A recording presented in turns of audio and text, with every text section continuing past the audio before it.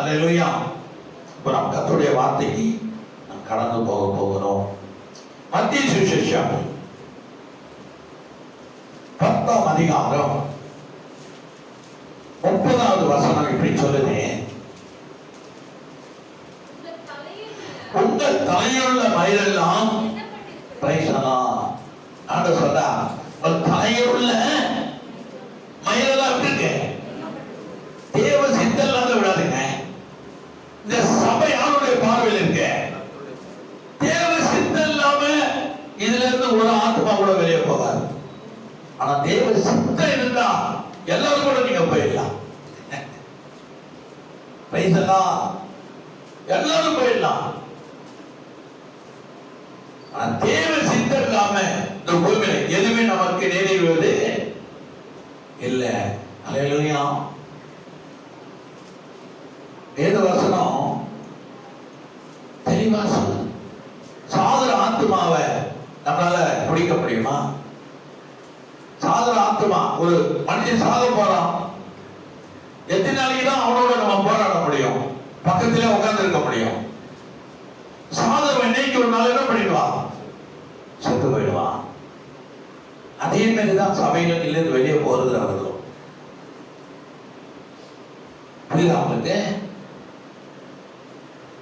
எத்தனை நாளைக்கு நம்ம அவனோட முடிச்சுக்கிட்டே உட்காந்துட்டே இருக்க முடியும்? ஒரு நாள் நம்மளை தூக்க போட்டு போயிட்டு நாடு விட்டு செத்து போவான். அல்லேலூயா. அதே போலதான் ஆத்மாவும், அதே போலதான் உலகமும், அதே போலதான் உலகத்தின் காரியமும். ஆண்டவர் சொல்றாரு, உங்கள் தலையுள்ள மயிரெல்லாம் எப்படி இருக்கு? எண்ணப்பட்டிருக்கிறது. எண்ணி வச்சிருக்கிறார். நம்ம தலையில உள்ள முடிய எண்ணி வச்சிருக்கிறார். அவர் சித்தல்ல என்ன பண்ணாங்க? கீழே விழாது. அவர் சித்தல்ல அதை விழாது. அடுத்த வசனம் சொல்லுது, ஆதலால் பயப்படாத. எதை குறித்து நீ பயப்பட போகிற? நடக்க வேண்டியது நடக்கும். பாருங்க, நடக்க வேண்டிய காரியம் நடக்கும். யாராலுமே தடைப்பட முடியாது. அல்லேலூயா. அதான் இயேசு சொன்னார். ஆதலால் நீங்க என்ன பண்ணாதீங்க? பயப்படாத. பயப்படாத. அநேகம் அடைக்கலாம் குறிகளை பார்க்கிலும், குறிகளை பார்க்கிலும் நீ நாம் யாரு? விசேஷித்தவர்கள். நம்ம ஆண்டவர் அநீதியான ஆண்டவர் அல்ல. நம்ம ஆண்டவர் யாரு? நீதியை செய்கிறவர். அநீதி அவருக்கு பிடிக்காது.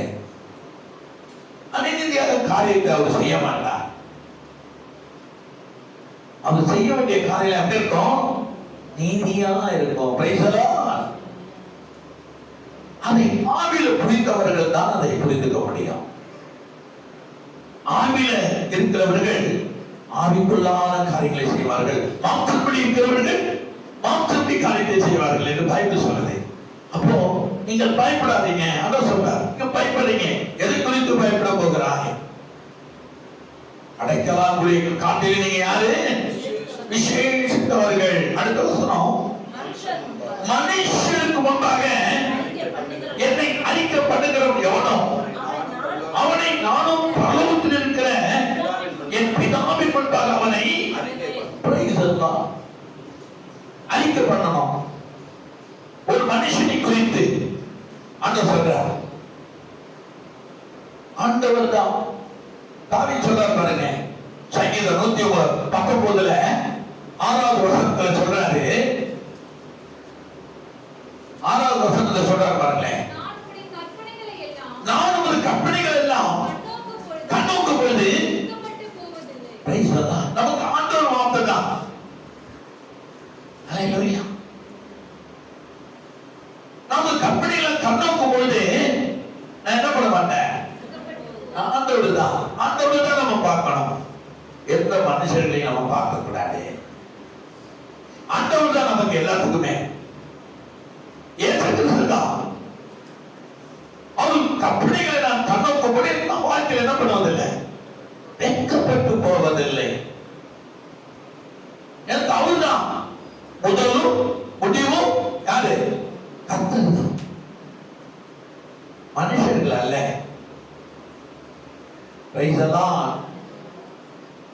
மனுஷர்கள் அல்ல,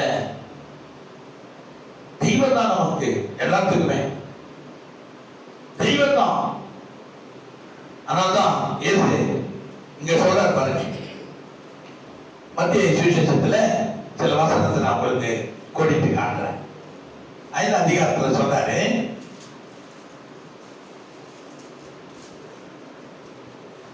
3, 4, 5, 6 வசனம் தெரியும் வாசித்தான்.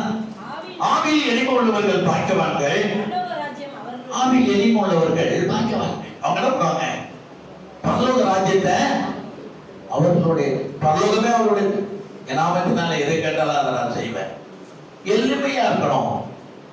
ஆவியில எளிமை உள்ளவர்கள். நம்ம மயிரெல்லாம் என்ன பண்றது? கெட்டப்பட்டிருக்கிறது. பயப்படாதீங்க, நீங்க அடைக்கலம் புரிவுகளை விட நீங்கள் விசேஷித்தவர்கள். எல்லாம் தெரிந்து கொள்ளப்பட்ட பிள்ளைங்க விசேஷித்தவர்கள். ஆனால் ஆவில எளிமை உள்ளவர்கள் பாக்கியவான்கள், பரலோகராஜ்யம் அவருடையது. துயரப்படுகிறவர்கள் பாக்கியவான்கள், அவர்கள் ஆசீர்வதிப்பார்கள். துயரப்படுறியா, நெருக்கப்படுறியா, துக்கப்படுறியா, ஏசப்படுகிறியா, நீ கத்திடத்தில் என்ன அடைவ? ஆறுதல் அடைவ. வேதவசனம் சொல்லுது, உனக்கு ஆறுதல் கிடைக்கும். பரலோக ராஜ்யம் உடனடியது. உண்மையின் கருத்தை வேதவசனம் சொல்லுது. துயரப்படுகிறவர்கள் பாக்கியவான்கள், அவர்கள் ஆறுதல் அடைவார். ஆறுதல் அடைந்து ஆகணும். தேவனிடத்திலிருந்து வரும், பரத்திலிருந்து அந்த ஆறுதல் உனக்கு வரும். நீ பூமியில துயரப்படுகிறியா, துக்கப்படுகிறியா, போராட்டமா, நிந்தையா, நெருக்கப்படுகிறியா, ஆறுதல் எங்கிருந்து வரும்? பரலோகத்திலிருந்து வரும் உனக்கு ஆறுதல். அடுத்து 5 சொல்லுங்க பாருங்க, சாந்த குணமுள்ளவர்கள் பாக்கியவான்கள், அவர்கள் பூமியை சுதந்திர. சாந்தம் வேணும். அப்ப இந்த பூமியில எல்லா ஆசீர்வாதத்தையும் தேவன் நமக்கு கொண்டு வருவார். சகல ஆசீர்வாதத்தையும் நமக்கு உண்டு. சாந்தம் வேணும். கர்த்தருடைய பிள்ளைகளுக்கு என்ன வேணும்? சாந்தம். பூமி நீ சுதந்திரித்துக் கொள்ளுவ. அடுத்த வசனம் சொல்லுங்க பாருங்க, நீதியின் மேல் பசித்தாக உள்ளவர்கள் பாக்கியவான்கள், அவர்கள் திருப்தி அடைவார்கள். நீதியின் மேல் எப்படி இருக்கணும்? நீதியா இருக்கணும், நீதியா பேசணும். யாருக்கு நம்ம இடர்லாம் இருக்கக்கூடாது, யாருக்கு நம்ம என்ன பண்ணிக்கூடாது? இடர்லாம் இருக்கக்கூடாது, யாருக்கு நம்ம கஷ்டமா இருக்கக்கூடாது, யாருக்கு நம்ம போராட்டமா இருக்கக்கூடாது. யாரு மூலமா இடர்கள் வருகிறதோ அவருக்கு என்னவா? இடர்கள் வரக்கூடாது. நம்ம கிறிஸ்தவ மக்கள் அதை நம்ம எதிர்பார்க்க கூடாது. இடர்கள் வரக்கூடாது, இடர்கள் பண்ணக்கூடாது. உலகத்துல ஒண்ணு சொல்லுவாங்க, நீ உதவி செய்தாலும் பரவாயில்ல, என்ன பண்ணாத? உபத்திரம் பண்ணாத. உன் வழியில நீ இரு, என் வழியில நான் இருக்கிறேன், பிரச்சனையே இல்லை. நீங்க யாரும் நீதியை பார்த்து செய்யறது இல்லை. நிந்திக்கிற உலகம், நிந்திக்கிற உலகம். உலகத்துல பாக்குறீங்களா? அப்ப நீதி மேல் என்ன இருக்கணும்? உனக்கு பசி வந்தா எப்படி நீ ஆதாரத்தை தேடி ஓடி சாப்பிடுறியோ அந்த மாதிரி உனக்கு எப்படி இருக்கணும்?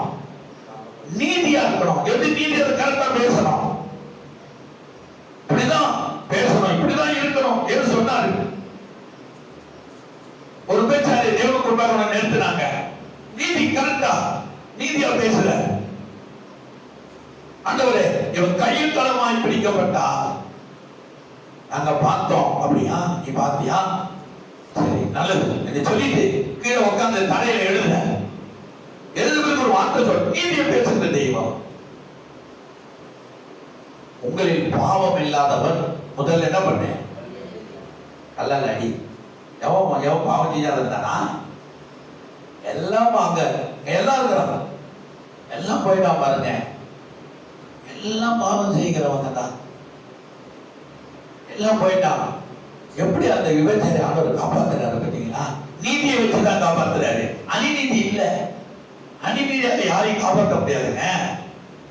நீதியா செய்யணும், நீதி இருக்கணும். நீதிதான் ஒரு மனுஷன் என்ன பண்ணோம்? வழி நடத்தோம். எல்லாம் போயிட்டான். ஆண்டவர் சொல்றாரு, நானும் உன்னை என்ன பண்ண மாட்டேன், குற்றம் சொல்ல மாட்டேன், நானும் உன்னை நியாயத்திருக்க மாட்டேன். ஒரு வார்த்தை மட்டும் அவங்களுக்கு சொல்றாரு, இனி என்ன பண்ணாத, அதுதான் தேவன் செய்கிற ஒரு இரக்கம். இனிமே நீ பாவம் செய்யாத, உன்னை நான் காப்பாத்திட்டேன். அல்லேலூயா. வேத வசனம் சொல்லுது, நீதியின் மேல் பசி தாகம் உள்ளவர்கள் பாக்கியவான்கள். அவங்க என்ன பண்ணுவாங்க? திருப்தி கிடைக்குங்க, திருப்தியா இருப்பாங்க. நீதியை சரியா நீதி செய்யணும். எது தப்பு எது ரைட்டுன்னு நம்ம நீதியா பேசினா, பாவம் செய்யறவங்க கூட அநீதியா இருக்கிறவங்க கூட என்ன பண்ணுவான்?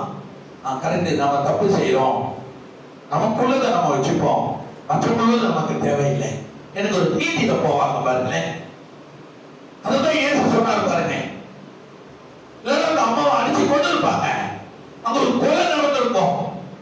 இயேசு நீதி மேல தாகம் பசியா இருந்ததுனால, இவன் பாவம் இல்லாதவன் ஒருவன், இவனை கல்லால் அடிக்க கடவன். அல்லேலூயா. அப்ப ஆண்டவர் அங்க என்ன பண்றாரு? சமாதானப்படுத்துகிறவர்கள் பாக்கியம். அடுத்த வசனம் சொல்லுது, இரக்கமுள்ளவர்கள் பாக்கியவான்கள், இரக்கமுள்ளவர்கள் பாக்கியவான்கள். அவங்க என்ன பண்ணுவாங்க? இரக்கத்தை பெறுவாங்க. இரக்கமா இருக்கணும். ஏழை எளிய 41 சங்கீதம் 1 சொல்லுது பார்த்தீங்களா? 41 சங்கீதம் 1-2 சொல்லுது. வாசிங்க, சீக்கிரம் வாசிங்க. சிறுமைப்பட்டவன் மீது சிந்தை உள்ளவர் பாக்கியவான். அல்லேலூயா. என்னங்க இந்த வசனம் எவ்வளவு அழகா சொல்லிட்டு பாருங்களேன். சிறுமைப்பட்டவன் மேல் சிந்தை உள்ளவன் பாக்கியவான். ஒரு சிரமப்பட்டு கொண்டிருக்கிறான், கஷ்டப்பட்டு கொண்டிருக்கிறான், கவலைப்பட்டு கொண்டிருக்கிறான், அவன் மேல பதவப்பட்டு அவனுக்கு உதவி செய்கிறவன் யாரு? பாக்கியவான். அடுத்தது சொல்றாரு பாருங்க, தீங்கு நாளில் யாரை விடுவிப்பா? உதவி செய்யறான்ல அவனை விடுவிப்பாரு. ராகாப்பு ஒரு பெண், ராகாப்புங்கிற ஒரு பெண் இருந்தா இஸ்ரவேல் நாட்டில. அவ யாரு? வேசி. அவ கிறிஸ்தவளா? இல்ல. இஸ்ரவேலா? இல்ல. அவ அந்நிய பெண், தன் சரீரத்தை விட்டு சம்பாதிக்கிறவள், விபச்சாரி, எல்லாரையும் சந்தோஷப்படுத்துகிறவள். ஆனா ஒரே ஒரு பண்ணா, என்ன பண்ணா? காலேபையும் யோசுவா என்ன பண்ணா? பாதுகாப்பாக தன்னுடைய வீட்டில அந்த அது என்ன சொல்லுவாங்க? பலன்னு சொல்லுவாங்க. பலனுக்குள்ள போட்டு அமைக்கி அந்த ஊரு போற்றவர்கள் தேடி வரும்பொழுது காலேபையும் யோசுவா என்ன பண்ணாங்க? பாதுகாத்தாங்க. பாதுகாத்தாங்க. ஒன்மை செல்ல அவ பாதுகாத்தா. அவ்வளவுதான். எல்பி சாதாரண ஒரு எழுப்பு. இது பெருசா எனக்கு ஒன்றும் தெரியல. சப்ஜெக்ட பார்த்து வாசித்து பார்த்தீங்கன்னா ஒன்றும் பெருசா இல்லை. அந்த தேசத்தை வேவு பார்க்க போனாங்க. அப்பொழுது அங்கே நடக்குது. உடனே ஒளிஞ்சிக்கிறாங்க, வேற வீடு இல்லை. இவதான் ஒளிய வச்சுக்கிறா. தேடி வராங்க, அந்த மனுஷன் அங்க காணும். இப்பதான் இப்படி போறாங்க சொல்லிட்டு அவங்க போன பிறகு இவங்க 2 பேரும் என்ன பண்றாங்க? விடுவிக்கிறான். அப்ப அவனு கேட்கிறான், நாளைக்கு உங்க ஆண்டவர் இந்த உலகத்தை, இந்த தேசத்தை அழிப்பேன்னு வாக்கு கொடுத்திருக்கிறாரு, அப்ப என் குடும்பமா அழிஞ்சு போயிடுமே. அப்ப சொல்றான், சிகப்பு நூல் என்ன பண்ணு, உன் சன்னல் வழியா கட்டி தொங்க விடு. சிகப்பு என்பது எதை குறிக்கிறது? ஆண்டவராகிய இயேசு கிறிஸ்துவுடைய இரக்கத்தை குறிக்கிறது. அல்லேலூயா. உதவி பண்ணணும், ஆனா யாருக்கும் உபத்திரமா இருக்கக்கூடாது. அதான் நீதி, அதான் நீதி, அதான் நியாயம். முகத்துதி பண்ணக்கூடாது, அது சாபம். அல்லேலூயா. முகத்துதி பண்ணோம்னா அது யாருக்கு? அது சமாதானம் பண்ணுகிறவர்களுக்கு சாபம். நீதியா பேசணும், நீதியாய் வெல்ல வேண்டும். அப்பதான் அவனுடைய ஆசீர்வாதத்தை நம்ம நிலைமை பெற முடியும். அப்ப என்ன சொல்றாரு? உடனே அவன் போயிட்டு, அப்ப நாங்கள் இந்த தேசத்துக்கு வரும்போது இந்த தேசத்தின் மக்களை நிச்சயமாய் அழிப்பார். அப்பொழுது நீ அறியாதபடி என்ன பண்ண? சுகப்பட்டுள்ள நீ அங்கே விட்டு வை என்று சொன்னான். அவங்க விபச்சாரி என்ன பண்ணா? பேசி காக்கப்பட்டா. அவன் குடும்பம், அவன் அண்ணன் தம்பி, அவன் மாமா மச்சான், அவன் சித்தப்ப பெருப்ப எல்லாரையும் கத்தர் காத்தா. அவன் நிமித்தம் அவன் சொந்த பந்த எல்லாத்தையும் என்ன பண்ணா? காத்து கொண்டான். தேவனுடைய இரக்கம் பார்த்தீங்கன்னா, அததான் அந்த வசனம் நம்ம மத்தியில இயேசு சொல்றாரு, இரக்கம் உள்ளவர்கள் பாக்கியவான்கள், அவர்கள் எவ்வளவு பேர் இருக்காங்க. அப்போது ஆண்டவர் எமோரியரை கொல்லும் போது அவங்களும் சேர்த்து அழிச்சு போட்டிருப்பாரு. உங்க தலைமுடியெல்லாம் என்ன பண்ணிருக்கேன், என்ன பண்றது, கவலைப்படாதீங்க. ஆண்டோடைய நீதி எப்பவுமே லேட்டா தான் கிரியை செய்யும், உடனே செய்யாது. அநீதி தான் முன்னாடி கிரியை செய்யும். ஆனா நீதி என்ன பண்ணும், பொறுமையா தான் உணர வைக்கும். அநீதி தான் இப்ப தேசத்துல எழுப்பி நிக்குது. நீதி கொஞ்சம் அமைதியா தான் இருக்கும். அதுதான் இயேசு கிறிஸ்து. நீதி எப்பொழுதுமே மெதுவா இருக்கும், ஆனா வென்றும் ஜெயத்தை கொண்டு வரும், சந்தோஷத்தை கொண்டு வரும், சமாதானத்தை கொண்டு வரும். நம்முடைய தலைமையெல்லாம் எண்ணப்பட்டிருக்கிறது. பயப்படாதீங்க. உலகத்தில் உள்ள அடைக்கலாம் குறிகளை காட்டில் நீங்கள் யாரு விசேஷித்தவர்கள். என்ன சொல்ற அடுத்த வசனம், இருதயத்தில் சுத்தமுள்ளவர்கள் பாக்கியவான்கள், அவர்கள் தேவனை தரிசிப்பார்கள்.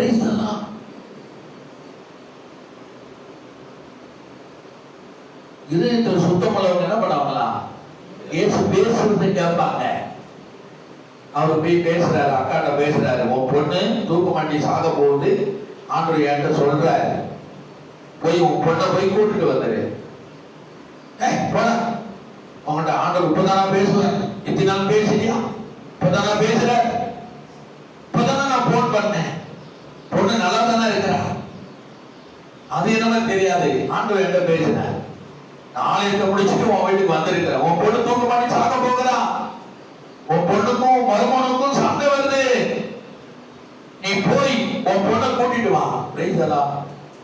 போடா, இப்பதான் நான் கேட்டு, இப்பதான் நான் பேசுறாரு. திடீர்னு ஒன்று பேசிட்டாரு ஆண்டவர். ஆண்டவர் எப்போ வேணாலும் பேசுவாருங்க, எப்போ வேணாலும் சண்டையை சமாதானப்படுத்துவாரு, அநீதிய விளக்குவாரு, அநீதிய நீதியா கொண்டு போவார். எந்த நேரத்தையும் ஆண்டவர் பேசுவார். மரியாதை யோசிப்பு தூங்கி கொண்டிருக்கிறாங்க, பிள்ளை பிறந்துட்டு ஆண்டவர் திடீர்னு யோசிப்போடு பேசுறாரு. என்ன பேசுறாரு, பிள்ளையையும் தாயையும் கூப்பிட்டு எங்க போ, எகிப்துக்கு போ, பிள்ளைக்கு என்ன இருக்கிறது, ஆபத்து இருக்கிறது, ஏழு பிள்ளைய கொலை செய்யும்படி தேடுகிறான், நீ போய் எகிப்துல இரு, நான் சொல்லும் வரை வராத. தேவனுடைய பிள்ளைகளுக்கு ஆபத்து வரும்போது ஆண்டவர் பேசுவார். அல்லேலூயா. தேவனுடைய பிள்ளைகளுக்கு ஆபத்து வரும்போது கர்த்தர் பேசுவார். கர்த்தர் பேசுகிறார், அதை போய் நான் சரி செய்ய வேண்டும் என்பதுதான் மனுஷனுடைய செயல்பாடு.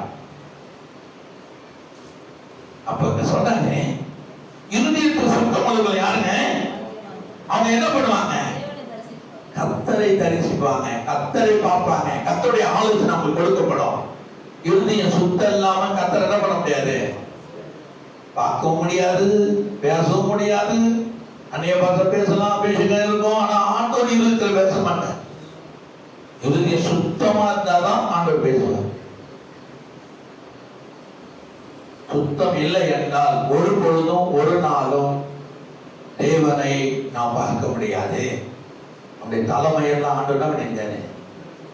அதனால நீங்க பயப்படாதீங்க. ஆண்டவர் சொல்றாரு, என்ன பண்ணாத, பயப்படாத. அப்போ என்ன வேணும், ஆவிக்குரிய வாழ்க்கைக்கு என்ன வேணும், இருதயத்தில் சுத்தமுள்ளவர்கள் பாக்கியவான்கள், அவர்கள் தேவனை தரிசிப்பார்கள். இரண்டாம் அடுத்த வசனம் 9 சொல்லுது, சமாதானம் பண்ணுகிறவர்கள் பாக்கியவான்கள். சமாதானம், ஒரு இடத்துல சண்டை நடக்குதா, சமாதானம், ஆண்டவர் யாரை வேணாலும் அனுப்பி சமாதானப்படுத்து, சமாதானமா இருக்கேன், சந்தோஷமா இருக்கேன், பொதுவான வார்த்தை கொண்டு கர்த்தர் பேசுவார். சமாதானம் சந்தோஷமா இருக்கேன், தேவையில்லாததை என்ன பண்ணாதீங்க, உங்களுக்குள்ளதை அதை பிடித்துக் கொண்டிருங்க. இருவரும் சமாதானம் இருக்காங்க, சந்தோஷமா இருக்கேன். அப்ப சமாதானப்படுத்துகிறவன் பாக்கியவான். அல்லேலூயா. உலகத்துல ஒரு பழம் இருக்கு, பல்ல இருக்கிற இடத்துல தான் தண்ணி நிற்கும் சொல்லுவான். அநீதி எங்க இருக்குதோ அந்த ஆபத்து, அநீதி இல்லாத இடத்துல தண்ணி நிற்காது. எனக்கு அன்பா தேவனுடைய பிள்ளைகளே, நம்மளை நாமே என்ன பண்ணுமா? சுத்திகரித்துக் கொள்ள வேண்டும். நாம் நாமே நிதானித்துக் கொள்ள வேண்டும். நாம் ஆண்டவருக்கு முன்பாக சோதித்து அறிய வேண்டும். நாம் நாமே நான் கர்த்தருக்கு முன்பாக எப்படி இருக்கிறேன், மற்றவருக்கு முன்பாக எப்படி இருக்கிறேன், ஆண்டவர் என்னோட பேசுவாரா, நான் ஆண்டவருக்கு எனக்கும் ஒரு நல்ல ஒரு உறவு இருக்கிறதா என்பதை நாம் சிந்தித்து செயல்பட்டா நாம் மற்றவர்களுக்கு எவ்விதத்திலும் நிழலா இருக்க மாட்டோம் என்பதுதான் வேதவசனம் தெளிவாய் நம்மளை பரிசித்து அவருடைய வார்த்தை. அப்ப சொல்றாங்க, சமாதானம் பண்ணுகிறவர்கள் பாக்கியவான்கள், அவர்கள் தேவனுடைய புத்திரர் எனப்படுவார்கள். அல்லேலூயா. சமாதானம் பண்றது ரொம்ப ஒரு ஆசீர்வாதமானது. சமாதானம் பண்றது பெரிய ஒரு ஆசை. தேவனுடைய பிள்ளை என்று அவர்கள் சொல்லப்படுகிறார்கள்.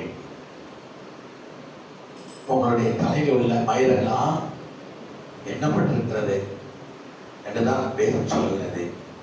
மத்திய சுவிசேஷம் 10:26-28 வசனம் அப்படி சொல்லுது. இப்படியாப்பட்ட காரியத்தை செய்கிறவர்களுக்கு நீங்கள் பயப்பட வேண்டாம்.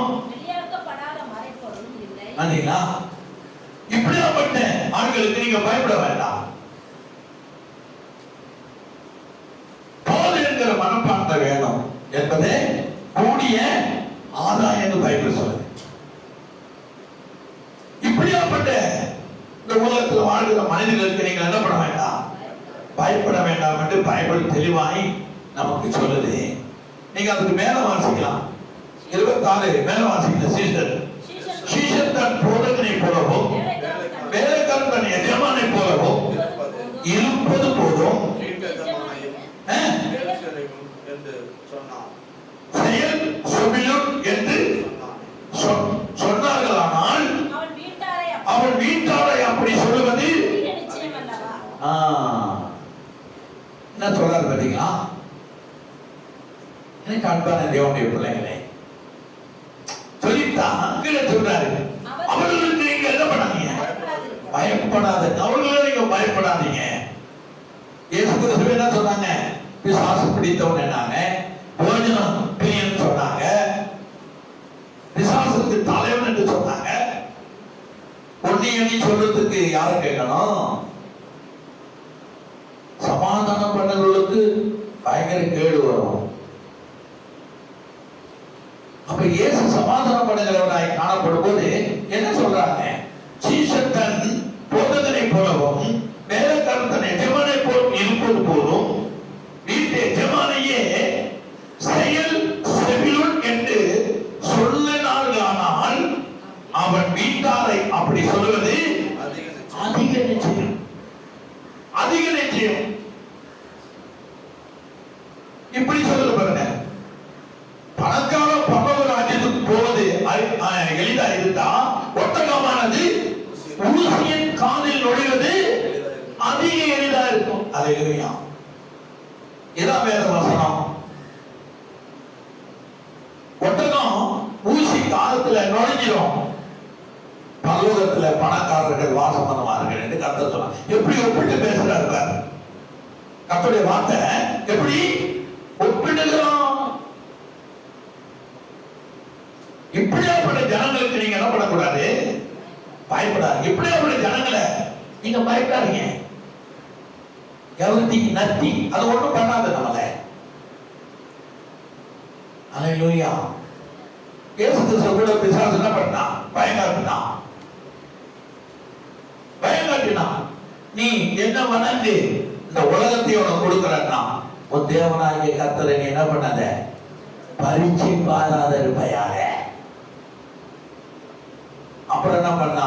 நீ மேல மலையிலிருந்து கீழே குதியும் உன் தூதர்கள் வந்து என்ன பண்ணுவாங்க? தங்களுடைய கைகளினால் உன்னை பரீட்சை பண்றான், பரியாசம் பண்றான்.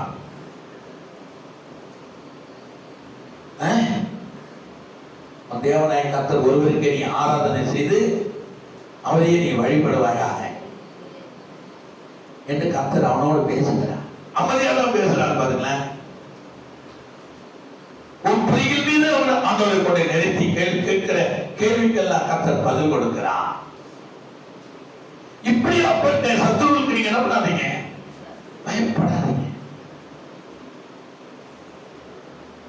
உங்கள் தலை முடியெல்லாம் என்ன பண்ணிருக்கேன், எண்ணி வச்சிருக்கிறாரு.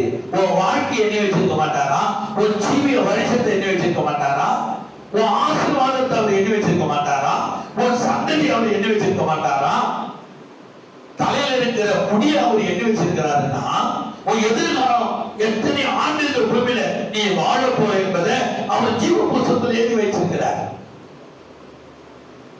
நீ என்னெல்லாம் இந்த பூமியில பண்ண போற என்பதை அவர் வச்சிருக்கிறார். அதனால நீ என்ன பண்ணாத, இப்படியாப்பட்ட ஆட்களுக்கு என்ன பண்ணாத, நீ அவர்களுக்கு பயப்படாதீர்கள். வெளியாக்கப்படாத மறைப்பொருளும் இல்லை,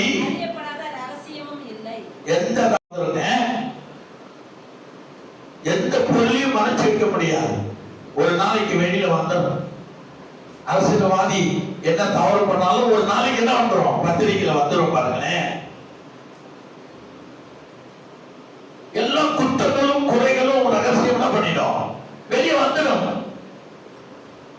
பைபிள் சொல்லுது, பைபிள் சொன்னா ஆண்டவர் அதை உண்மையா சொல்ற.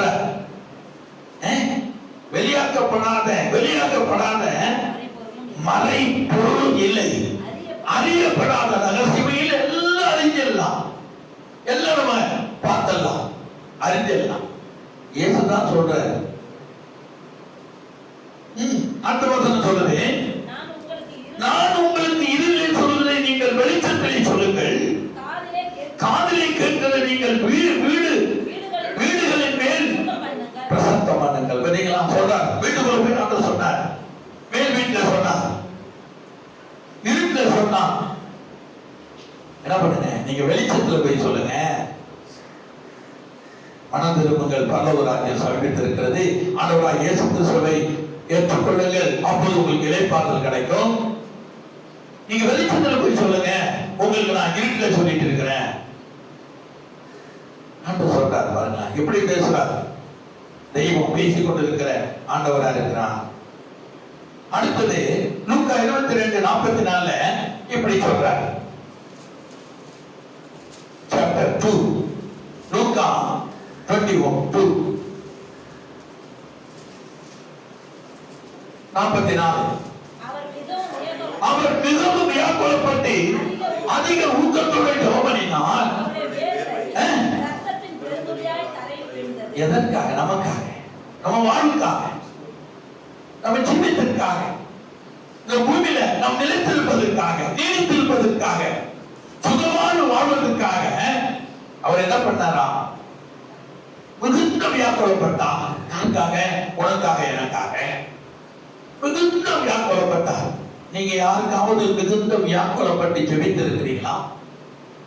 மிகுந்த வியாக்குலப்பட்டு அழுது புலம்பி அப்படி ஜெபித்தீர்களானால் உங்கள் வாழ்க்கையில மேன்மையை நீங்கள் காண்பீர்கள். நான் பல முறை ஜெபித்திருக்கிறேன். வியாக்குலப்படுவேன், அந்த குடும்பத்திற்காக, அந்த நபருக்காக அழுது ஜெபம் பண்ணுவேன், அழுது ஜெபம் பண்ணுவேன், அறிக்கை பண்ணி ஜெபம் பண்ணுவேன், கர்த்தருடைய கரத்துல ஒப்பு கொடுத்து ஜெபம் பண்ணுவேன். இயேசு, ஏன்னா அந்த வேதம்லாம் நம்ம வாசிக்கிறோம்ல, பைபிள் வாசிக்கிறவங்களா தான் நீங்க அதெல்லாம் உங்களுக்கு தெரியும். நான் கிட்டத்தட்ட இந்த பைபிள்லாம் 20 முறை வாசித்து இருக்கிறேன். என்ன வாசித்தே இருக்கிறேன். இப்போ எனக்கு என்னெல்லாம் அவசியமா தேவையோ அதெல்லாம் குறிப்பா நான் வாசிக்கிறேன். தொடர்ச்சியா வாசித்தேன். இப்ப எந்த சப்ஜெக்ட் எனக்கு தேவை என்பதை குறித்து நான் வாசித்து அதிலிருந்து ஆண்டவர் பேசுகிற வார்த்தைகளை நாம் தெரிந்து கொள்ள வேண்டும். அப்ப அவர் சொல்றாரு, மிகுந்த, அவர் சொல்றார், மிகவும் வியாக்குலப்பட்டு அதிக ஊக்கத்தோடு ஜெபம் பண்ணினார். அவருடைய மேல் ரத்தத்தின் பெருந்துளியாய் தலையில் விழுந்தது. சிலுவைக்கு முன்பாக, சிலுவையில் ரத்தம் சிந்திக்கு முன்பாக அவர் மேல்மையாய் அவருடைய சரீரத்தில் உள்ள ரத்தம் வந்துருச்சு. நீங்க கூட நல்லா வியாக்குலப்பட்டு ஜெபம் பண்ணி துப்புங்கள மூக்குல இருந்து ரத்தம் வரும். வியாக்குலப்பட்டு பயங்கர வியாக்குலம், வேதனை, துக்கம், துயரம், நீங்க நல்ல ஜெபம் பண்ணிட்டு ஒரு பயங்கரமான ஒரு வேதனை உங்களை சூழ்ந்து கொண்டு நீங்க உடனே ஒருவேளை ஜெபம் பண்ணி மற்ற காரியம் ஏதோ ஒரு துக்கம் உங்களை ஆழ்ந்துட்டு உடனே நீங்கள் அப்படியே பார்த்து பாத்தீங்கன்னா உங்க மூக்கையில இருந்து தண்ணி வரும், ரத்தம் வரும். என்னது? என் மூக்கை சிந்தனை ரத்தம் வருது, அதான் வியாபாரம். நீங்க பயத்துக்கு டாக்டர் சொல்லுவாரு, இல்லம்மா நீ ஏதோ பயத்துல இருக்கிற, ஏதோ ஒண்ணு பயம் வந்து ஒண்ணு ஆட்கொண்டு இருக்கிறது, ஆனா அந்த மூக்குல இருந்து ரத்தம் வருது. சில காதுல இருந்து கூட ரத்தம் வந்துடும். அல்லேலூயா. அப்படி ரத்தம் அப்படி நைட்டு அப்படி கசையும்.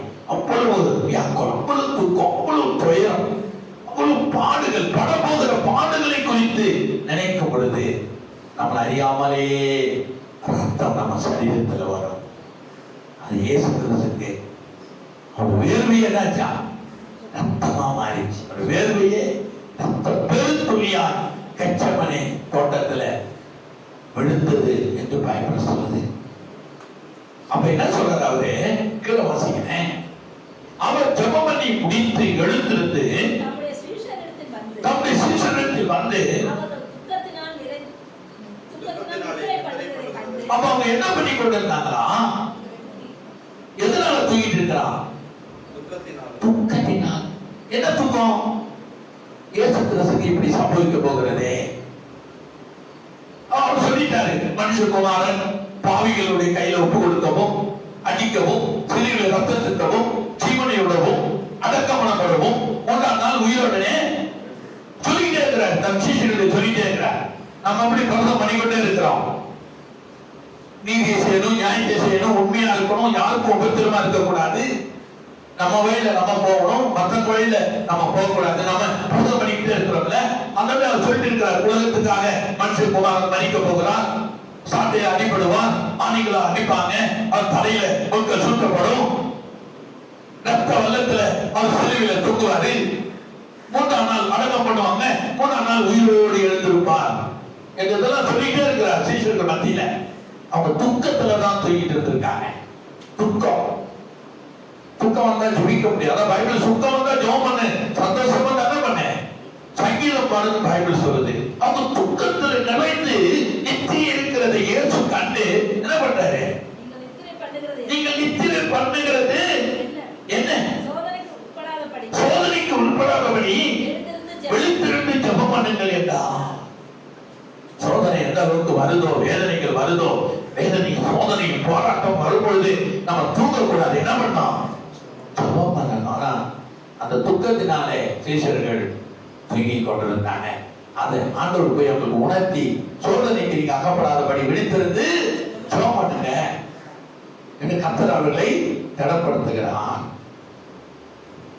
48 சொல்றாரு பாருங்களேன். அவர் அந்தபடி போகையில் ஜனங்கள் கூட்டமாய் வந்தார்கள். 47 அவர் அப்படி பேசுகையில் ஜனங்கள் கூட்டமாய் வந்தார்கள். அவர்களுக்கு முன்னே மனிதரில் ஒருவனாகிய யூதாஸ் என்பவன் வந்து இயேசுவை முத்தம் செய்யும்படி அவரிடத்தில் சேர்ந்தான். இயேசு அவனை நோக்கி, யூதாஸே, முத்தத்தினாலே மனுஷகுமாரனை காட்டிக் கொடுக்கிறாயே? போதும், முத்தத்தினாலே நான் காட்டிக் கொடுக்கிறேன், என்னோட இருந்தியே. அப்புறம் அவன் ஆண்டவருக்கு என்ன பண்ணிட்டான்? என்ன பண்ணிட்டான் சொல்லுங்க? தமிழ் வார்த்தையில் என்ன பண்ணிட்டான்? துரோகம் பண்ணிட்டான். துரோகம் கூட இருந்துட்டே துரோகம் பண்ணுவாங்க. நீங்க மனுஷ ரீதியில நிறைய நடக்கும். அது இயேசுதான் அடையாளம். கூட இருந்துட்டு என்ன பண்ணுவாங்க? துரோகம் பண்ணிடுவாங்க. இயேசு அப்படிதான் காட்டி கொடுத்துட்டான். யூதாசு எங்க இருந்தான்? இயேசுவோடு இருந்தான். முழுமையான பதவியில் இருந்தான். என்ன பதவி ஆண்டவர் அவனுக்கு கொடுத்திருந்தாரு? என்ன பதவி கொடுத்திருந்தாரு? கேஷ். எல்லாம் காணிக்க கொடுக்கறதெல்லாம் பணம் பை வச்சுட்டு இருந்தான். பணம் பை வச்சுட்டு இருந்தவன் ஆண்டவரை காட்டி கொடுத்துட்டான்.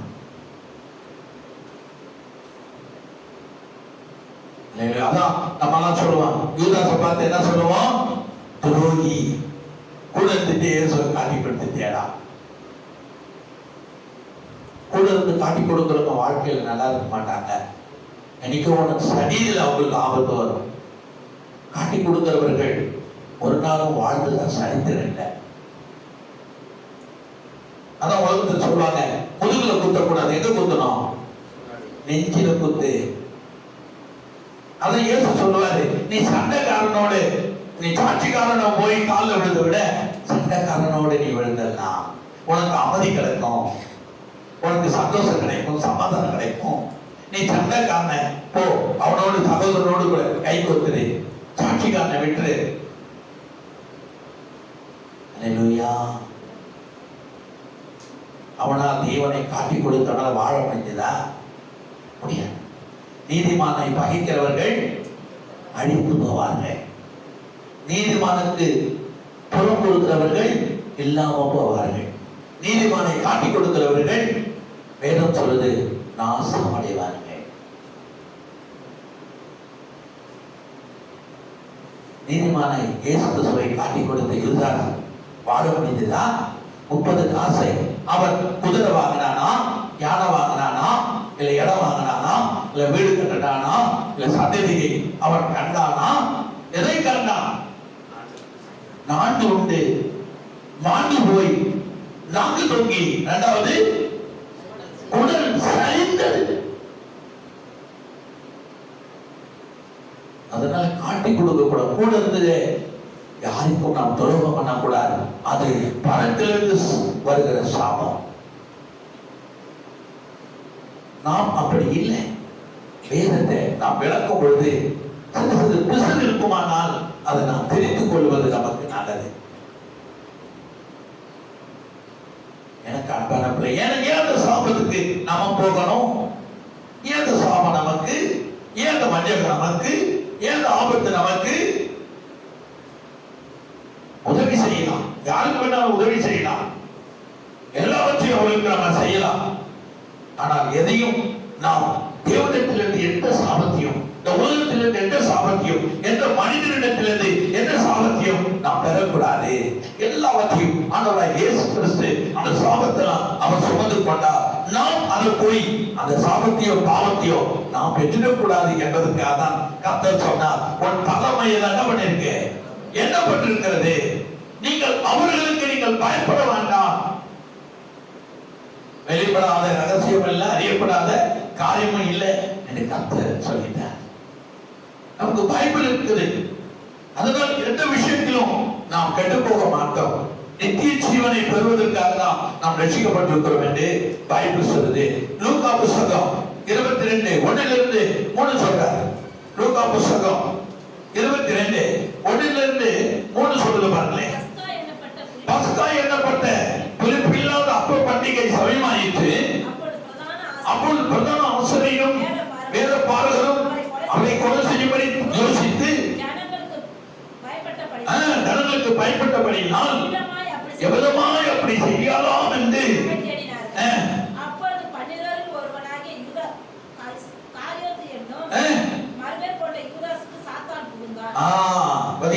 காட்டி கொடுக்கிறவர்கள் துரோகம் பண்ணவர்கள் எப்படி செய்யறாங்க, அவங்க செய்யறது இல்லை.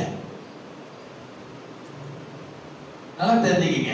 துரோகம் பண்றவன், கொலை செய்யறவன், நாட்டு சாகிறவன், மருந்து குடிச்சு சாகிறவன், மரத்தில் தூக்கப்பட்டவன், சமைக்கப்பட்டவன் எழுதியிருக்க பிரகாரம் அவன் எப்படி அந்த நிலைமை ஏற்படுகிறதுனா, சாத்தாம என்ன பண்ணிடலாம், உள்ள பூந்த உடனே பொய் சொல்ல ஆரம்பிச்சிருவாங்க, காட்டி கொடுத்துருவாங்க, புறம் கூற ஆரம்பிச்சிருவாங்க, துரோகம் பண்ண ஆரம்பிச்சிருவாங்க.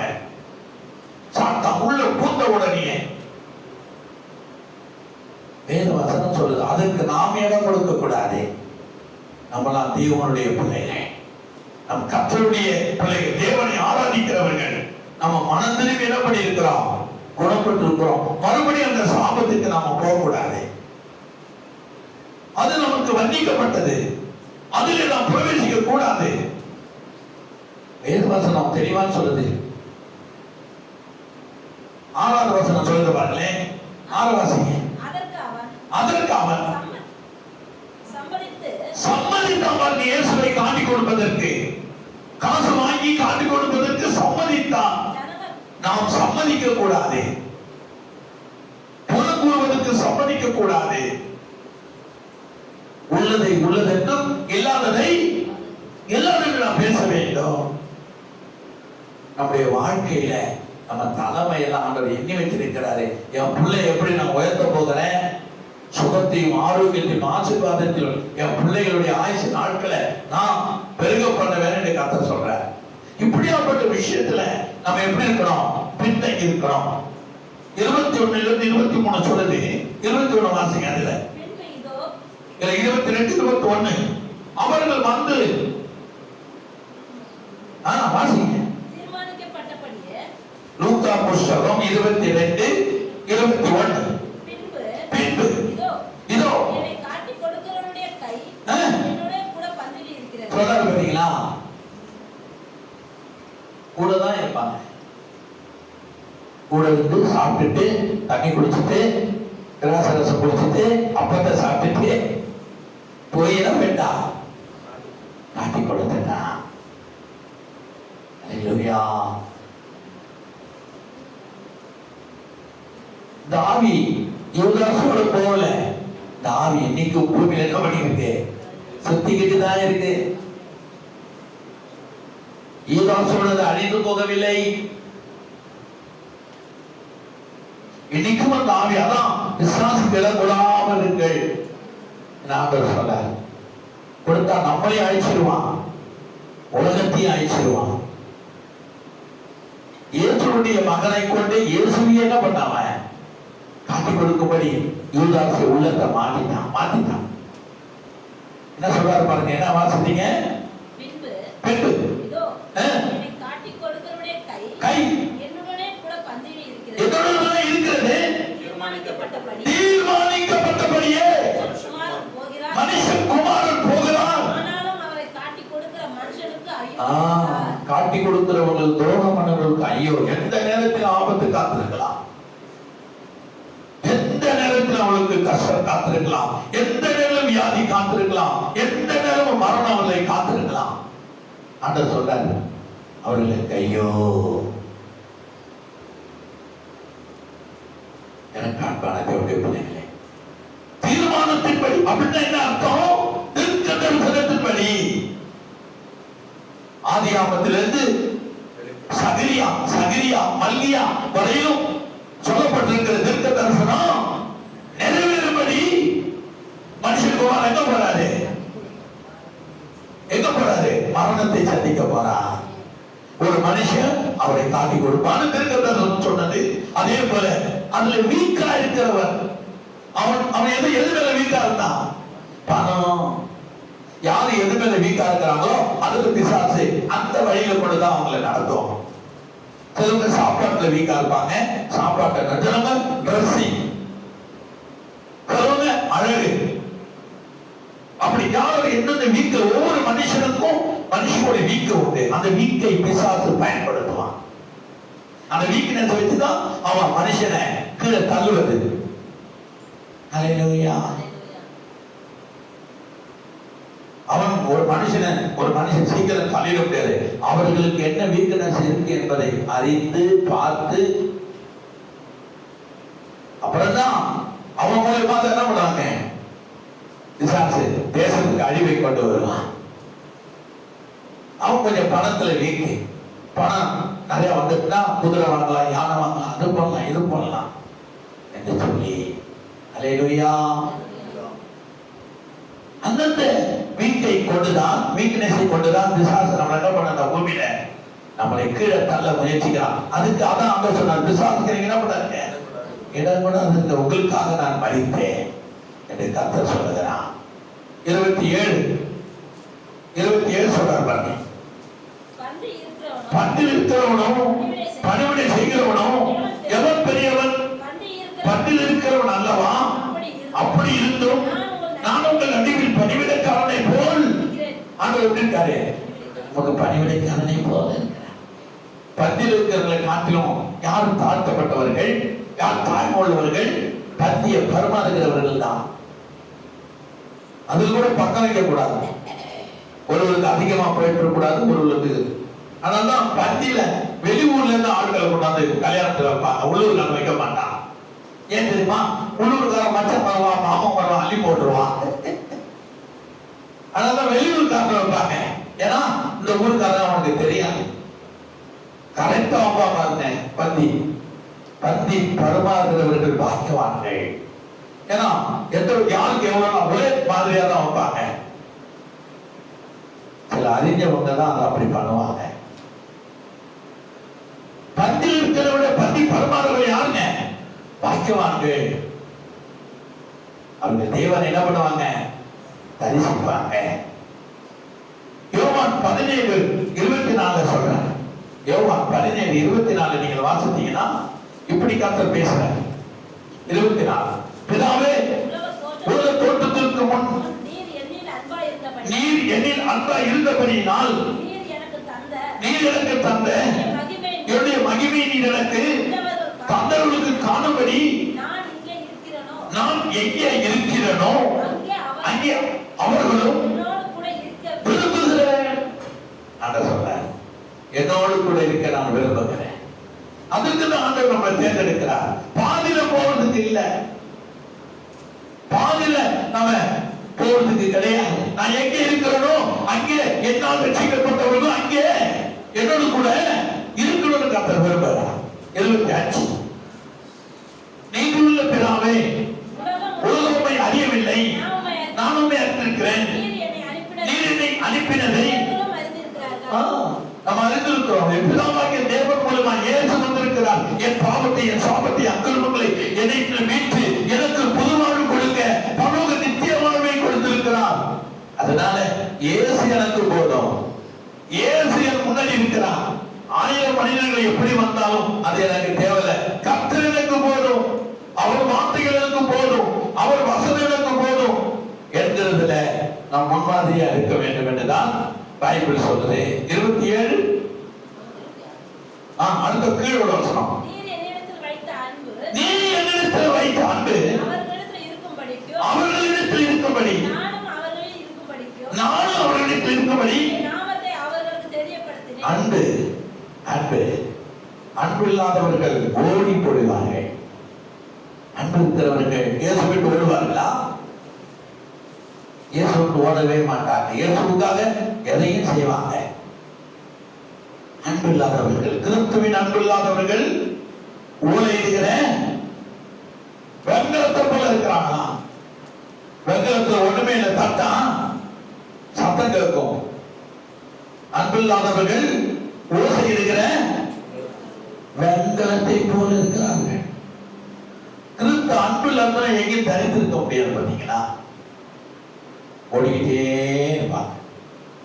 வாழ்க்கையிலும் முன்னேற மாட்டாங்க, ஆசீர்வாதத்திலும் முன்னேற மாட்டாங்க, ஆவிக்குரிய வாழ்க்கையிலும் முன்னேற மாட்டாங்க. கடைசியில் அவங்க என்ன தெரியுமா பண்ணுவாங்க?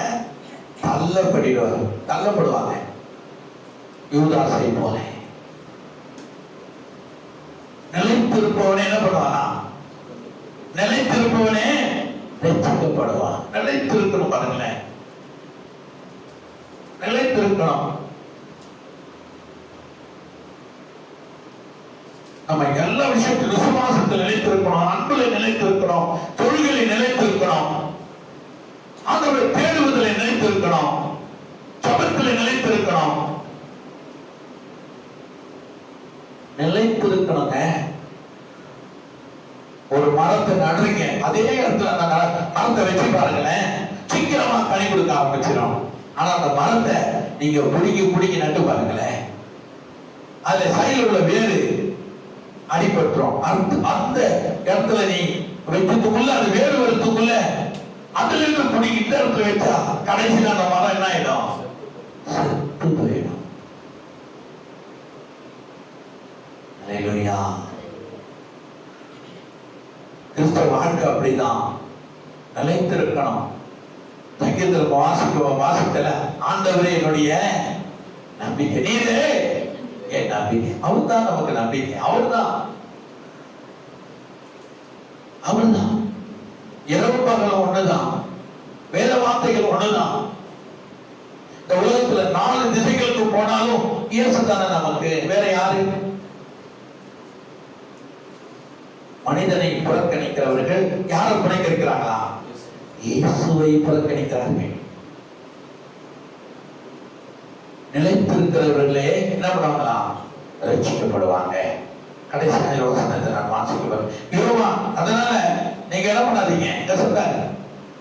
யோவான் 14:1-6 சொல்றாரு. யோவான் 14:1-6. அதனால உங்கள் இருதயம் கலங்காது இருப்பதாக தேவனிடத்தில் விசுவாசமா இருக்கு, என்னிடத்தில் விசுவாசமா இரு. என் பிதாவின் வீட்டில் அநேக வாசஸ்தலம் இருக்கு. அப்படி இல்லாது இருந்தால் நான் உங்களுக்கு சொல்லியிருப்பேன். ஒரு ஸ்தலத்தை உங்களுக்காக ஆயத்தம் பண்ணுகிறேன். நான் போய் உங்களுக்காக ஸ்தலத்தை ஆயத்தம் பின்பு நான் இருக்கிற இடத்துல உங்களை இருக்கும்படி மறுபடி வந்து அமர்ந்திருக்க சொல்றார். விசுவாசமா இருங்க, பிதாவின் விசுவாசமா இருங்க, என்கிட்ட விசுவாசமாங்க. நீங்கள் அமர்ந்திருக்க. உங்களுக்காக நாம ஒரு போய் வீட்டை கட்டிட்டு இருக்கிறேன். இந்த பூமி வீடு இல்ல, இது வாடகை வீடு. உங்களுக்கு ஒரு ஸ்தலம் இருக்கிறது. அந்த ஸ்தலத்துல நீங்கள் வாழும்படி நான் வந்து உங்களை அழைத்து என்னோட கூட நிரந்தரமா இருப்பீங்க. அதுவரையும் நீ அமர்ந்துரு அந்த சொல்ற. அமர்ந்துருன்னு தான் சொல்ற.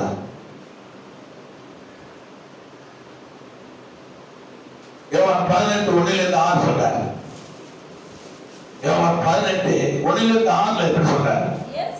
இயேசு இவைகளை சொன்ன பின்பு கெதரோன் என்னும் ஆற்றுக்கு அங்கே ஒரு தோட்டம் இருந்தது. அதிலே அவரும் சீஷரும் பிரவேசித்தார்கள். இயேசு தம்முடைய சீஷரோடு கூட அடிக்கடி அங்க போயிருந்தபடியினால் அவரை காட்டிக் கொடுக்கிற யூதாசும் அறிந்திருந்தார். பாத்தீங்களா? அவன் வேலை எப்படியாவது காட்டி கொடுக்கணும், எப்படியாவது நமக்கு அந்த 30 காசை வாங்கணும். எல்லா சப்ஜெக்ட்லயும் அவனை குறித்து எழுதப்பட்டிருக்கிறது. பாத்தீங்களா? காட்டி கொடுக்கணும். அவன் புத்தி மாறல பாருங்களேன். அவனுடைய புத்தி எல்லாம் அந்த சுவிசேஷத்திலையும் அவனை குறித்து எழுதப்பட்டிருக்கிறது. மாறல பாருங்க. அதுதான் ஒரு பெரிய விசேஷம். 6வது வசனம் சொல்றது 6. நான் தான் என்று அவர் அவரிடத்தில் சொன்னவுடனே பாத்தீங்களா? ஆண்டவரை பிடித்தவர்கள், ஆண்டவரை பிடிக்க போனா பாருங்க. 12 லேவியர் போய் பிடிக்க பாருங்க. என்ன பண்ணா? பின்னிட்டு விழுந்தான். 5ல உங்களுக்கு தெளிவா சொல்லும். 5 அவருக்கு அவர் பிடித்தமாக நசராயி இயேசுவை தேடுகிறோம் என்றார்கள். அதற்கு இயேசு நான் தான் என்றார். அவரை காட்டிக் கொடுத்த நின்றார். நான் தான் என்று அவர் அவர்களுக்கு சொன்ன உடனே அவர்கள் பின்னிட்டு விழுந்தாங்க. இயேசு பிடிக்க முடியல. 12 போர் சேவர்கள் பின்னிட்டு விழுந்தாங்க. ஆண்டவர் ஒரே ஒரு குரல் கொடுத்தா பரலோகத்திலிருந்து 1000 தூதர்கள் வந்து கர்த்தரை காப்பார்கள். தொடர்புள்ள இயேசுவே அவர்தான் சொன்னார், நான் தான். அவங்கள விட்டுருங்க, என் சீசர்களை விட்டுருங்க. அவங்கதான் உலகமெங்கும் போய் என்னை பத்தி சொல்ல போறாங்க. என்ன பிடிச்சு சிலுவையில் அறைங்க, என்ன கொல்லுங்க, சாட்டையில அடிங்க, நான் 3ஆம் நாள் உயிரோடு வந்துடுவேன். எனக்கு நம்பிக்கை இருக்குது. உனக்கு எனக்கு நம்பிக்கை இருக்கா? நான் கிறிஸ்துக்குள் இருந்தாலும் எனக்கு நம்பிக்கை இருக்கிறது. என் நம்பிக்கை கிறிஸ்து, என் வாழ்வு கிறிஸ்து, என் ஆசீர்வாதம் கிறிஸ்து, என் மேன்மை கிறிஸ்து, என் உயர்வு கிறிஸ்து. எனக்கு அன்புள்ள தேவனுடைய பிள்ளைகளே, வேறு வசனம் தெரியுமான்னு சொல்லுது. அதுலதான் கடைசியா 1 தீமோத்தேயுல ஒரு வசனம் சொல்லுது. அதுக்கு முன்பாக 13:1 வாசிங்க. யோவான் 13:1 அதுக்கு முன்பாக பஸ்கா பண்டிகைக்கு முன்னே இயேசு இந்த உலகத்தை விட்டு போகும்படியான தம்முடைய வேலை வந்தது என்று அறிந்து, பாத்தீங்களா? நான் உலகத்துக்கு போக போறேன், என் வேலை வந்துட்டு அவர் தீர்க்கதரிசி இல்லையா, தேவனிடத்தில் வந்தவர் இல்லையா, அவருக்கு எல்லாம் தெரியும். சீசர்கள் போய் சொல்லுகிறது, சீசர்கள் சந்தடி ஓடுகிறது, சீசர்கள் எப்படி மறிக்க போறாங்க என்பதெல்லாம் இயேசுக்கு தெரியும். அவருடைய நிலைமை, அவருடைய மரணம், அவருடைய உயிர்த்தடி எல்லாம் அவருக்கு தெரியும். தெரிஞ்சுதான் மரியாதையுடைய வயிற்றில் பூமியில பிறந்தார். அல்லேலூயா. 9ல சொல்றாரு பாருங்க, 9வது வசனம் கடைசியா. அதற்கு சீமோன் பேதுரு, ஆண்டவரே, என் கால்களை மாத்திரம் அல்ல, என் கைகளையும் என் தலையும் கூட என்ன பண்ண, தேவகுமாரன் என் காலை கழுவக்கூடாது என்று சொன்னான். கர்த்தர், இல்லப்பா, நான் உன்னை உன் காலை கழுவலன்னா உங்களுக்கு என்ன இல்ல இடம். நீங்க போய் வீட்டுல ஃபுல்லா வாசிங்க. அப்ப அவன் சொன்னா, அப்படியானா என் கைகளும் கால்களும் என் தலையும் கூட என்ன பண்ணோம், கழுவ வேண்டும் என்று சொன்னான். ஏசு சொன்னாரு கடைசி வசனத்துல சொன்னார் பாருங்களேன். அடுத்த வசனம், ஏசு அவனை நோக்கி, ஒழுகிறவன் தன் கால்களை மாத்திரம் கழுவ வேண்டியதாய் இருக்கும், மற்றபடி அவன் முழுவதும் சுத்தமா இருக்கிறான். இருக்கிறீர்கள்? எல்லாரும் இல்ல, எல்லாரும் இல்லைங்க. எல்லாரும் உண்மையா இல்ல, எல்லாரும் ஊக்கமா இல்ல, எல்லாரும் இயேசு சாட்சியா இல்ல, துரோகிகளும் இருக்கிறார்கள். பைபிள் சொல்லுது. ஆனாலும் உங்க 12 பேர்ல எல்லாரும் இல்ல. எத்தனை பேர் ஒப்பிட்டாரு? 12 பேர் தான் இருக்கிறாங்க. அந்த 12 பேர்ல நீங்க எல்லாரும் உத்தமர்கள் இல்ல. ஆண்டவர் தெளிவா பேசுவார். 12 பேர்ல உண்மை உள்ளவனும் இருக்கிறான், உண்மை இல்லாதவனும் இருக்கிறான். இன்னைக்கு உலகத்துல அப்படிதான் நடக்கும். யூதாஸ் மேல ஆண்டவர் முழு நம்பிக்கை வச்சிருந்தாரு. அவன் வேறிடத்துல இருந்தவன்.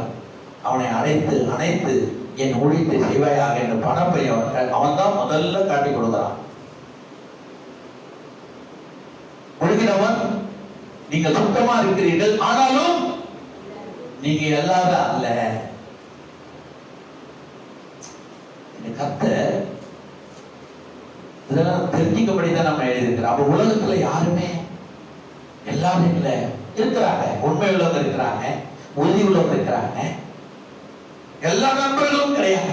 எல்லா நண்பனும் ஆயிட முடியாது, எல்லாரும் சிநேகிதன் ஆயிட முடியாது, எல்லாரும் உறவுகள் ஆயிட முடியாது.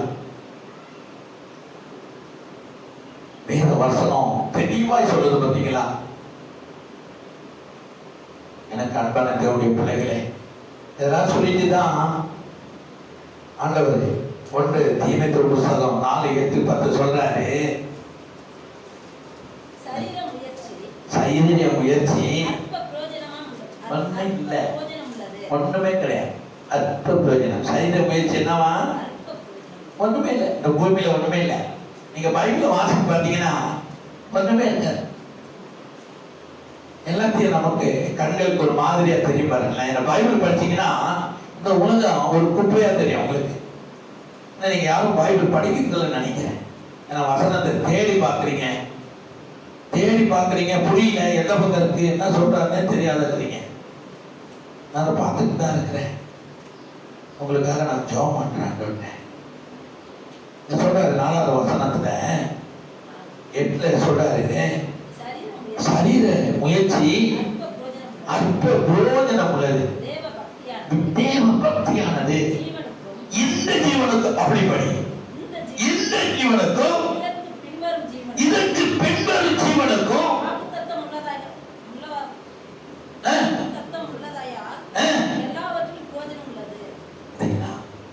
எனக்கு அன்பானவனே, சரீர முயற்சி என்னவா? பிரயோஜனம் உள்ளது, தேவ பக்தியானது இந்த ஜீவனுக்கு. என்ன இப்ப வாழ்ந்து கொண்டிருக்கிறோம்ல இந்த பூமிக்குரிய ஜீவியம், இதுக்கும் வரப்போகிற பரலோகத்துக்கு இருக்கிற ஜீவியத்திற்கு எப்படி இருக்கும்? வாக்கு தத்தமுள்ளதா இருக்கும், பிரயோஜனம் உள்ளதா இருக்கிறது. அல்லேலூயா. சரீர முயற்சி வீணு, அற்பமானது. திடீர்னு சொல்லிட்டு போயிடுவாங்க, ஒண்ணுமே இருக்காது. கொட்டை கட்டணுமாங்க, ஆட்டை கட்டணும், வாய்க்கால நோண்டணும், ஸ்விம்மிங் பூல் கட்டணுமா? கட்டிட்டு இருக்கும் போதே இவன் ஸ்விம்மிங் பூல்ல போய் குளிக்க மாட்டான். மனுஷ வாழ்க்கை சரீர முயற்சி என்னவா? அற்ப பிரயோஜனம். படுப்பாங்க, காலை எழுந்திருக்க முடியாது. சேர்த்து வச்சிருந்த பணத்தை யாரு எடுப்பாங்கன்னே தெரியாது நமக்குதான்.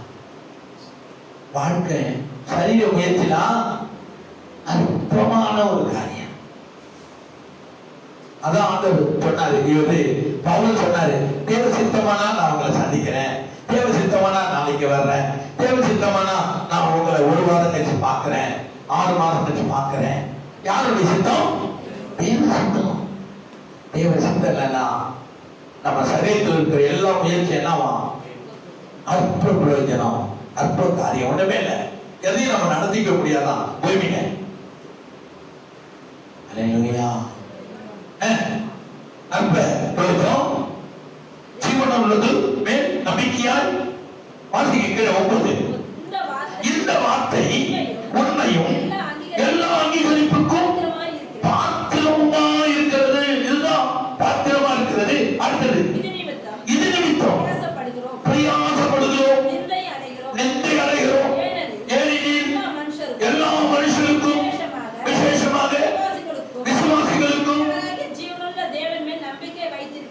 யாருங்க?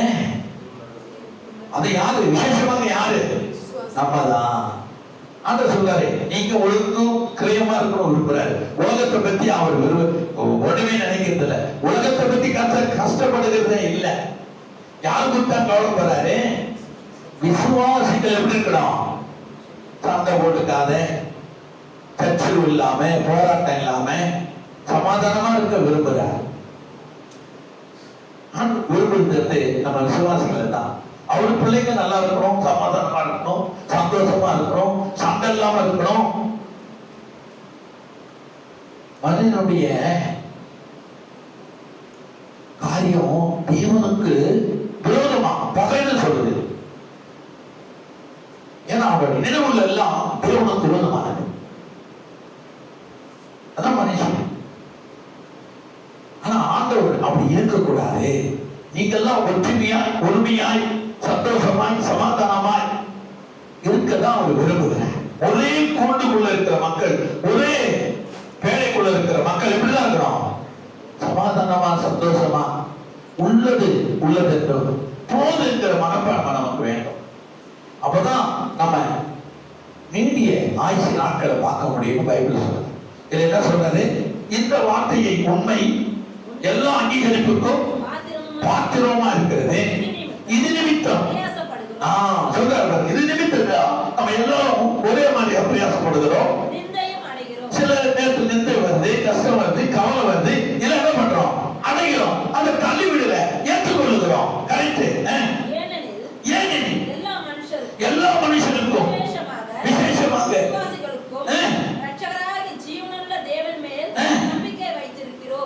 விசேஷமாக நம்ம தான் பண்றோம். கர்த்தர் மீது கர்த்தர் பார்த்துக்குவாரு, கர்த்தர் பார்த்துக்குவாரு. உலகத்தான் அப்படி இல்லை. கோர்ட்டு கொண்டு போயிடுவான், போலீஸ் ஸ்டேஷன் கொண்டு போயிடுவான். நம்ம அப்படி கொண்டு போவதில்லை. நம்ம என்ன பண்றோம்? ஜெபிக்கிறோம். கர்த்தர் பார்த்து கொள்வான். கர்த்தர் எல்லாத்தையும் கொஞ்ச நாள் தான் எல்லாத்தையும் மாற்றிடுவான். அது மாதிரி நடக்குது. பொறுத்திருக்கிறவர்கள் பூமி ஆளவார்கள். சமாதானம் பண்ணுகிறவன் தேவனுடைய புத்திரன் எனப்படுவான். இரக்கம் உள்ளவர்கள் இரக்கத்தை பெறுவார்கள். பைபிள் உண்மையை தான் சொல்லுது. நம்ம இரக்கமா இருக்கணும்னா நம்ம வாழ்க்கையில் எல்லாமே நமக்கு இரக்கமா தான் இருக்கும். அடுத்த வசனம் பாருங்க, தெளிவா சொல்லுது பாருங்க. இவைகளை நீ கட்டளையிட்டு போதித்துக் கொண்டிரு. போதிக்க சொல்ற இல்ல, சொல்லுப்பா, போதித்துக் கொண்டு எல்லா ஜனங்களும் சொல்லு, போதித்துக் கொண்டு எல்லாருக்கும் சொல்லு. நீதி நியாயம் நீங்க செத்து போயிடுச்சு. உலகத்தில் நீதி கிடையாது, நியாயம் கிடையாது. நீதியை பேச போனா குற்றவாளியா மாறிடுறாங்க. அநீதியை பேசினா நல்லவன்னு சொல்றாங்க. நம்ம இப்படிதான் இருக்கணும், இப்படிதான் போகணும், நியாயம் சொன்னா அவங்க குற்றவாளியாய் மாறிடுறாங்க. இல்ல நீங்க செய்தான் சரி, மற்றவர்கள் செய்து தப்பு, நீ உன் இஷ்டப்படி செய்ய சொன்னா அது நல்லவர்களாய் மாற்றப்படுகிறார்கள். வேதவாசனம் எவ்வளவு தெளிவா இருக்கு பாருங்களேன். நீதியின் மேல் பசித்தாகம் உள்ளவர்கள் யாரா? பாக்கியவான்கள். அவங்க தேவனை தரிசிப்பார்கள். ஆண்டவரோடு இருப்பாங்க, ஆண்டவரோடு பேசுவாங்க, ஆண்டவரோடு அவங்க இடைப்படுவாங்க, கர்த்தருடைய வார்த்தையை நம்புவாங்க, கர்த்தர் மீது அவங்க நம்பிக்கை வைப்பாங்க. அவங்க உலகத்துக்கு நம்பிக்கை வைக்க மாட்டாங்க, பயப்பட மாட்டாங்க. இயேசு சொல்றார், பயப்படாதீங்க.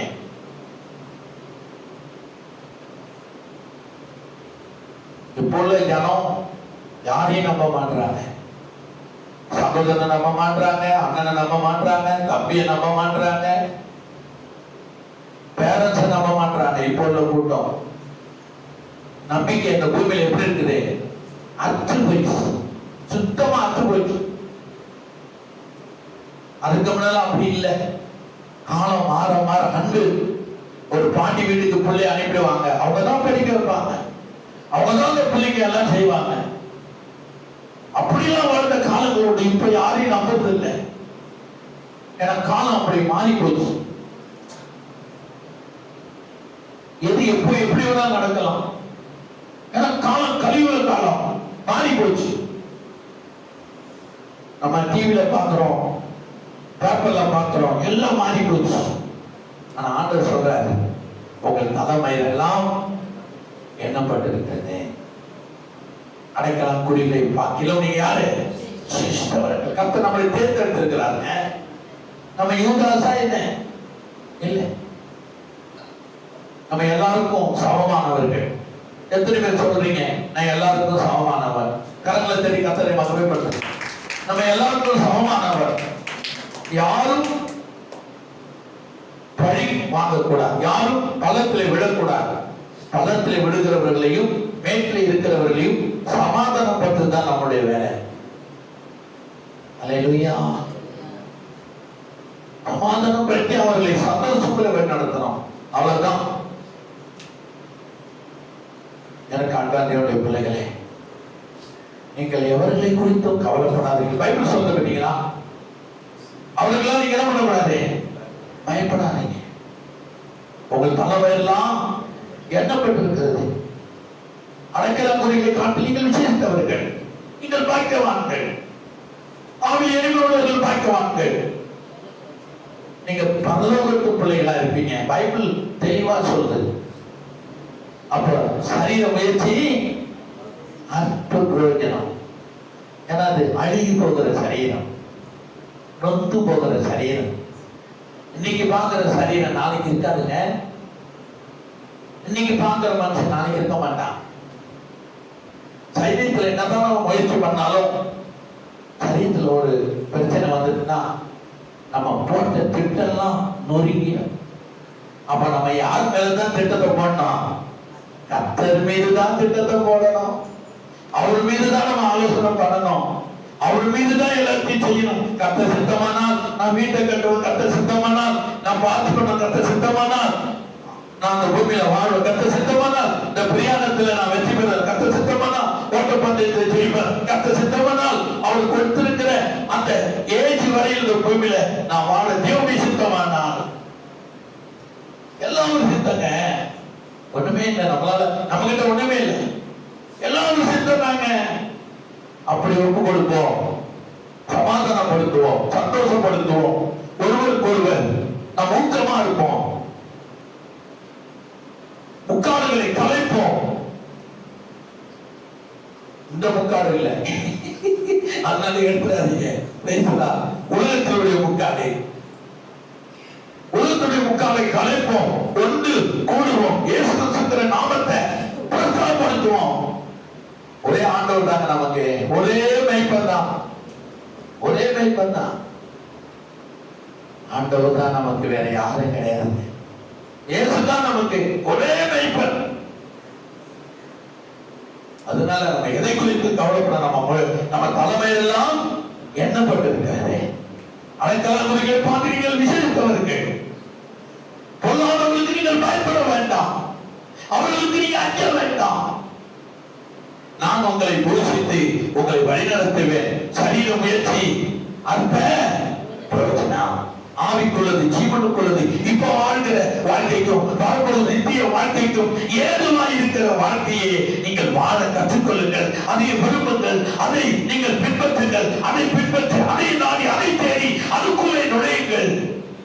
உங்கள் தலைமையெல்லாம் கர்த்தருடைய கரத்தில் இருக்கிறது. அவர் சித்தல்லாத ஒன்றும் கீழே விழுவது. அவர் சித்தல்லாத நாம் மதிப்பது இல்லைங்க. அவர் சித்தல்லாத இந்த பூமியில நமக்கு ஒன்று நேரிடாது. அவர் சித்தம்தான். அதனால கவலைப்படாதீங்க. கர்த்தர் நல்லவன். இந்த வாக்கு தத்தபடி கர்த்தர் இந்த வாரம் நம்மை நடத்துவார். நான் எழுந்திருப்போமா?